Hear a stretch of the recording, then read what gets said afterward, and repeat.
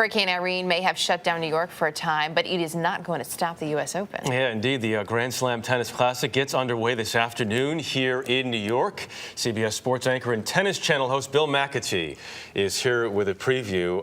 Bill, welcome. Well, thank you very much. Good to be here. Let's start by talking about Irene, because there was some concern that the U.S. Open might not start today, but courts are good to go. Well, it's hard to believe that 24 hours ago we were getting the brunt of Hurricane Irene, but they did an amazing job getting everything ready, and they're going to open the gates at 10 a.m. and they're going to start play at 11 a.m. Which is fantastic, Yeah. and there really is nothing like the U.S. Open. So let's start off. We'll look at the field, if you will. We'll start off with ladies first. There's a lot of talk about the woman who's seeded 28th this year, which is not a place she's used to being. Hard to believe Serena Williams is number 28. Well, she's a great champion. She's had a wonderful summer. She's won 2 titles. She had a pretty serious illness, and she was dealing with possibly career-threatening situation. Life-threatening almost. Yeah, and life-threatening yeah. as well. But so I think she sort of stepped back and took an account of things, and she is now playing with this renewed passion. She's 29 years old, and I think people would be shocked if anybody but Serena's holding the Champions Trophy in 2 weeks. Caroline Wozniacki, she's ranked #1, but she's never won a Grand Slam. Her prospects this year? Well, she just won again in New Haven, where she's won 4 straight titles in New Haven. So if the U.S. Open were played in New Haven, everything would be great.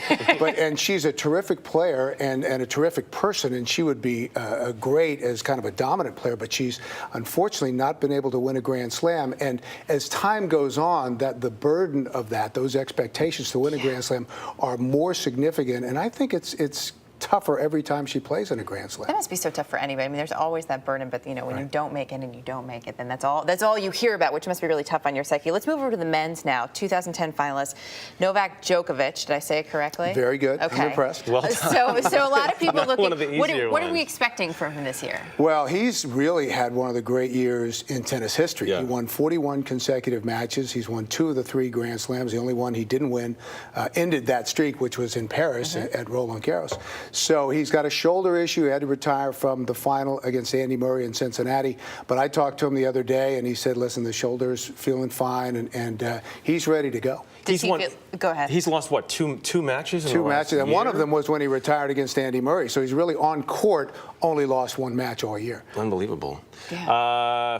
Roger Federer, still around. Yeah, he's still around. And, when you've got Rafa Nadal, who's not at his best physically, you've got Novak Djokovic with some questions about the shoulder. Maybe Roger can sneak in there. It would be shocking if anybody other than those top 3 win, because they've won 25 of the last 26 Grand Slams.